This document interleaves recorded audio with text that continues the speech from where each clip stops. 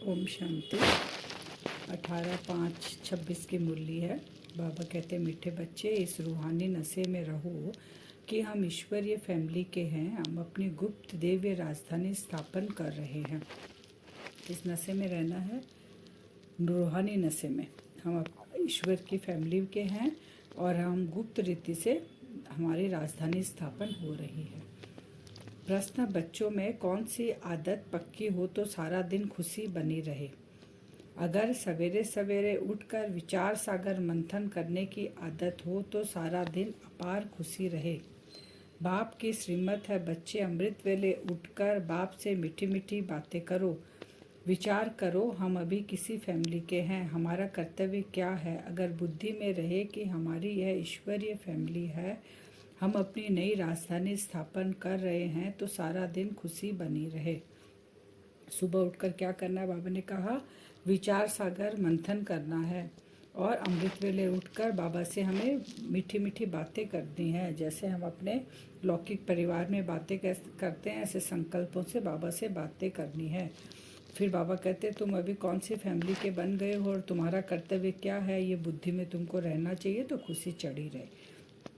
ओम शांति। बच्चे जानते हैं कि यह रूहानी परिवार है, वह सब है जिस्मानी परिवार। यह है रूहानी परिवार, रूहानी बाप का यह परिवार। जैसे लौकिक घर में माँ बाप बच्चे होते हैं, वह हुआ हद का परिवार। तुम अभी बेहद की फैमिली ठहरे। बच्चे गाते भी है, तुम माता पिता तो जैसे फैमिली हो गई, क्रिएटर की क्रिएशन ठहरे। यूं तो बच्चे उनकी क्रिएशन है। हम किसकी क्रिएशन है? क्रिएटर शिव बाबा की क्रिएशन है, परंतु जानते नहीं। तुम बच्चे अभी जानते हो, बरोबर बेहद का बाप की यह फैमिली है। बाबा कहते हैं उस समय बच्चे जानते नहीं हैं। हम अब अभी बाबा आके हमको समझा रहे हैं खुद का और हमको अपना कि हम हैं कौन, हम किसके बच्चे हैं, तब हम ये जान पा रहे हैं। तो बाबा कहते हैं ईश्वरीय विश्वविद्यालय है, इनके लिए गाया है विनाश काले प्रीत बुद्धि विजयंती। इस विद्यालय में सबकी परमात्मा के साथ प्रीत बुद्धि है, तो विजय इनकी होती है। ऐसी फैमिली कभी गीता में नहीं गाई हुई है। तुम ईश्वरीय फैमिली गुप्त देवीय राजधानी स्थापन कर रहे हो, किसको भी पता नहीं पड़ता। तुमको नशा है, जो जो बाप को याद करेंगे उनको नशा रहेगा। देह अभिमान में आने से वह नशा उतर जाएगा। यह ईश्वरीय फैमिली है, हमको घर जाना है, फिर देवीय राजधानी में आएंगे।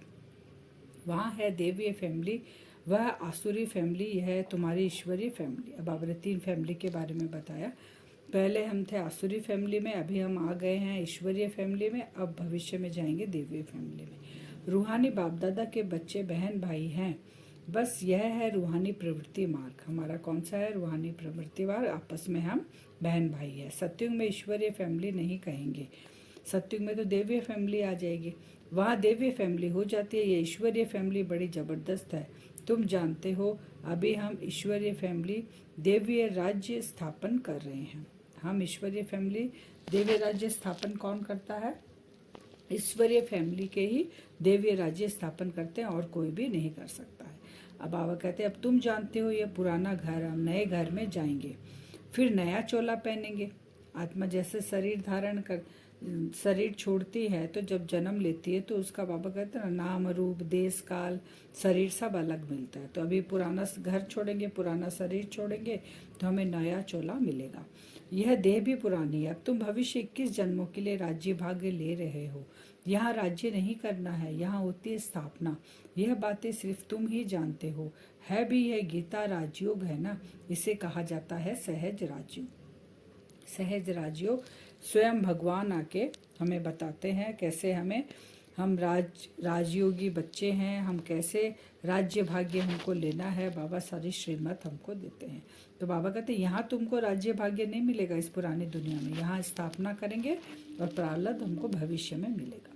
भविष्य में तुम बहुत लवली बनते हो। बाबा कहते हैं तुम हो रूप बसंत, आत्मा रूप भी है बसंत भी है।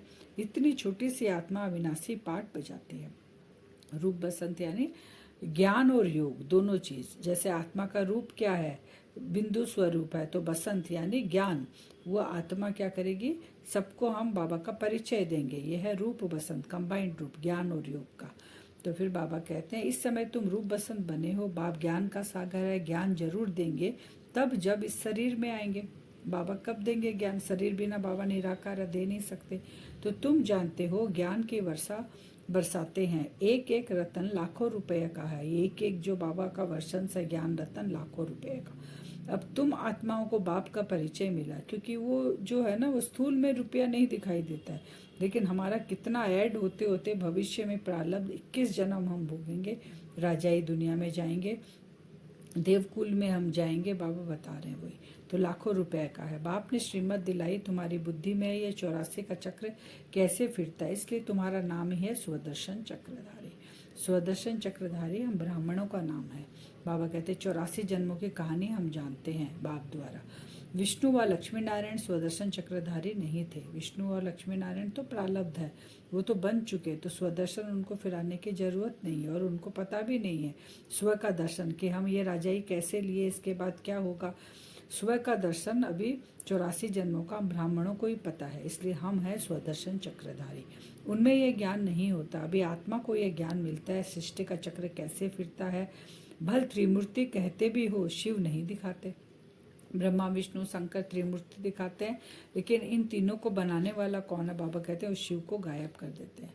तो बाबा कहते हैं कि कैसा वंडरफुल खेल है ना। अभी तुम साक्षी हो, खेल देखते हो, तुमको हंसी आती है, कहाँ की बात कहाँ ले जाते हैं। शास्त्रों में कहाँ की बात कहाँ ले जाते हैं। बाबा ना गपोड़ा है, कहानियाँ बनाए हैं, तो इसलिए प्राप्ति नहीं होती। बाप कहते हैं ड्रामा अनुसार दुनिया की गति बुरी हो गई है, फिर बाप आकर सदगति करते हैं। तुम बच्चों को नशा चढ़ा है, यह है सारे वर्ल्ड के निराकार बापू जी। शिव बाबा कौन है? पूरे वर्ल्ड के निराकार बापू जी। ये ब्रह्मा भी किसका बच्चा है? शिव बाबा का है। वह किसका बच्चा है? तो माने शिव बाबा किसका बच्चा है? तो बाबा कहते हैं, ये माताएं कहती है शिव बाबा हमारा बच्चा है। यह है शिव बाबा का खेल पाल, माने खेल पाल यानी शिव बाबा बाबा भी है और शिव बाबा बच्चा भी बनता है, सारे संबंध निभाता है बाबा अभी संगम पर। तो बाकी ध्यान दीदार में तो माया की बहुत प्रवेशता होती है। ये जो कहते हैं हमारे में शिव बाबा आते हैं, शिव बाबा यह बोलते हैं, ये सब भूत की प्रवेशता है। तुम बच्चों को खबरदार रहना है। बाबा कहते हैं किससे खबरदार रहना है? ये जो कहते हैं ना मेरे में बाबा आते हैं, बाबा बोलते हैं, ये भूत की प्रवेशता है, इससे हमें बचना चाहिए। बाप का फरमान है तुमको कोई भी देहधारी को याद नहीं करना, तुम अपने को आत्मा समझ बाप को याद करो। अपने कल्याण के लिए बाप को याद करना, यह तो बहुत समझ की बात है कि याद करने से क्या होगा? स्वयं का ही कल्याण होगा। इतना तो लिखना चाहिए। बाबा कहते हैं बाबा हम नारायणी नशे में सदैव रहते हैं। बाबा बोले पत्र कोई बच्चा लिखता नहीं है, तो हमें बाबा को ये लिख कर देना चाहिए कि बाबा हम नारायणी नशे में हैं, आपकी दी हुई युक्ति में ही हम तत्पर हैं। तो बाबा समझेंगे खुश राजी है, चिट्ठी नहीं लिखेंगे, समझेंगे बीमार है, बाबा के पास चिट्ठी नहीं जाएगी। बाबा क्या समझेंगे कि शायद बच्चा बीमार हो गया, याद में ही नहीं रहते हैं।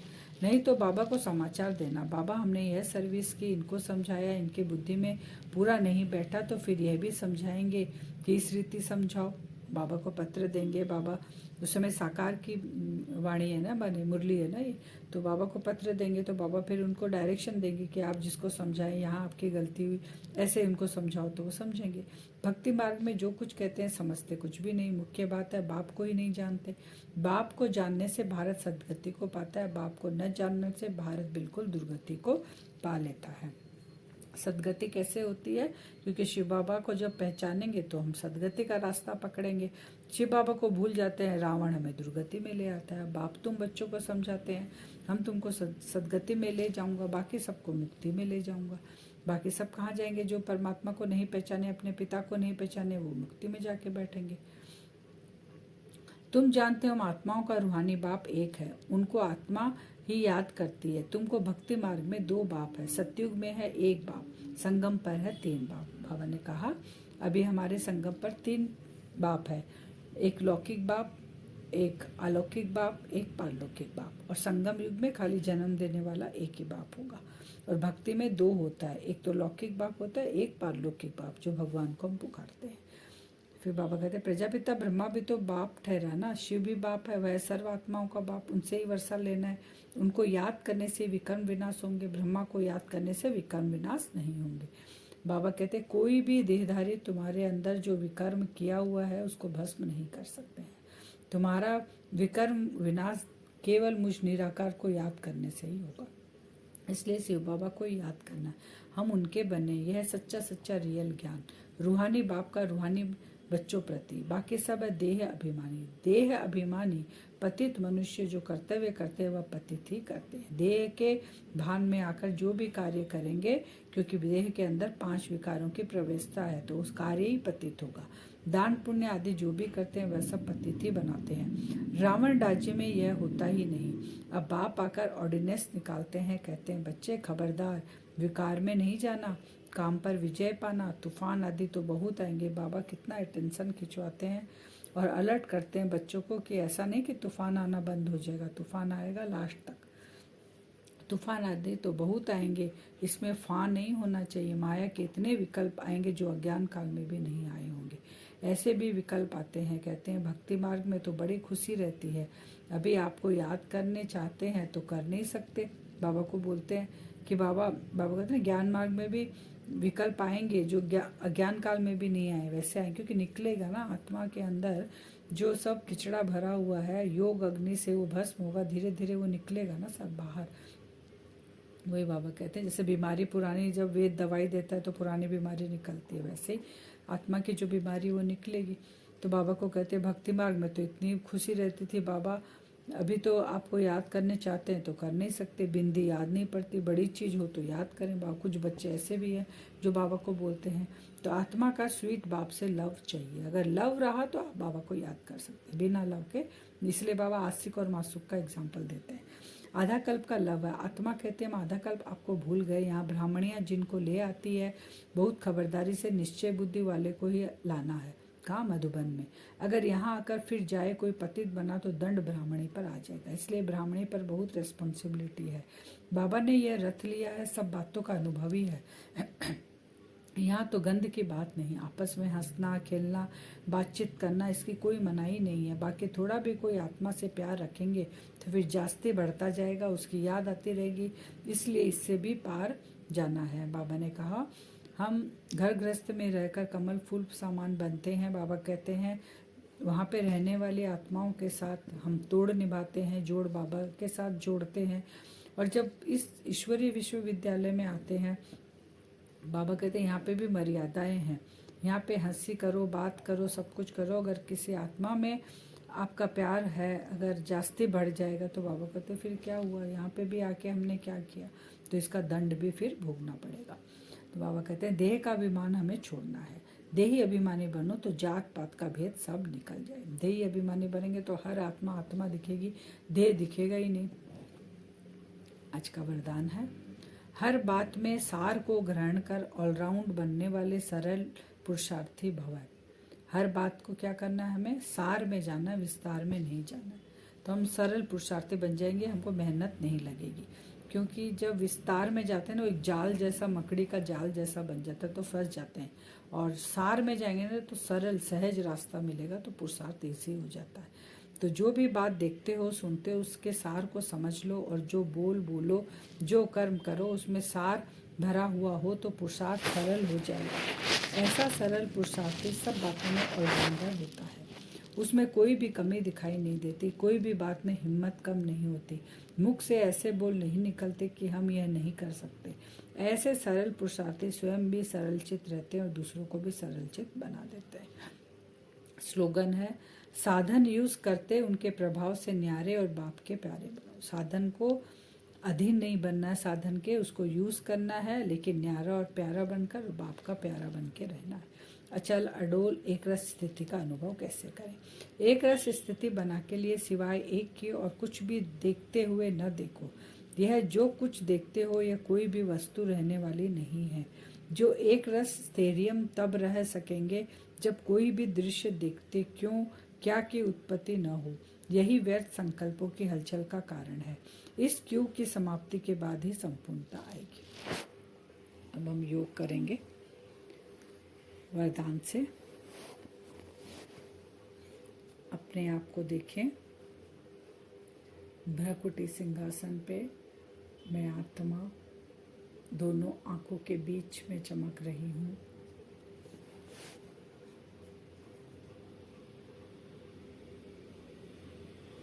परमधाम से 7 रंग की किरणें माने सातों गुणों की किरणें अलग अलग रंग के रूप में मुझ आत्मा के ऊपर पड़ रही है। परमधाम से 7 रंग की किरणें मुझ आत्मा के ऊपर पड़ रही है, ऐसा विजुअलाइज करेंगे।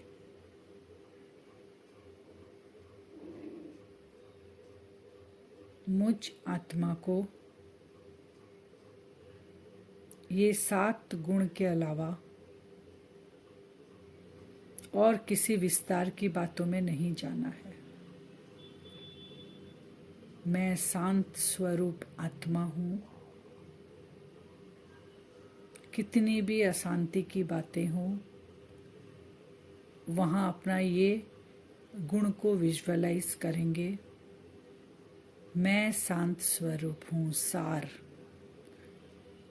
कितनी भी बातें कोई करे, हमें फुल स्टॉप लगा के सार में आना है। मैं शांत स्वरूप आत्मा हूँ।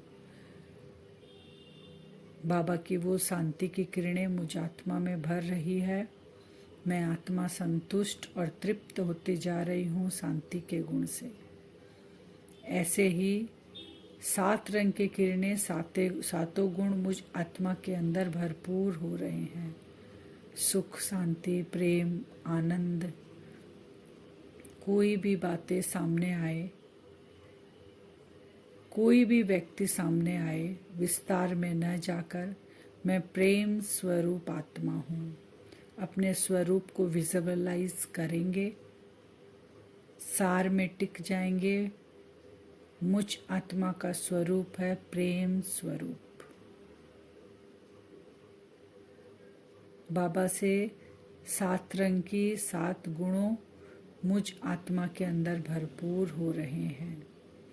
इन गुणों पर टिककर विजुअलाइज करेंगे हम सारा दिन।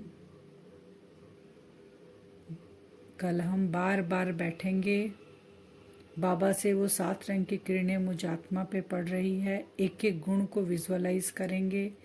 दिन में जो भी कोई परिस्थिति आती है, व्यक्ति से, वैभव से, पदार्थ से, इन गुणों से हम उन बातों को फुल स्टॉप लगाकर सार में स्थित हो जाएंगे।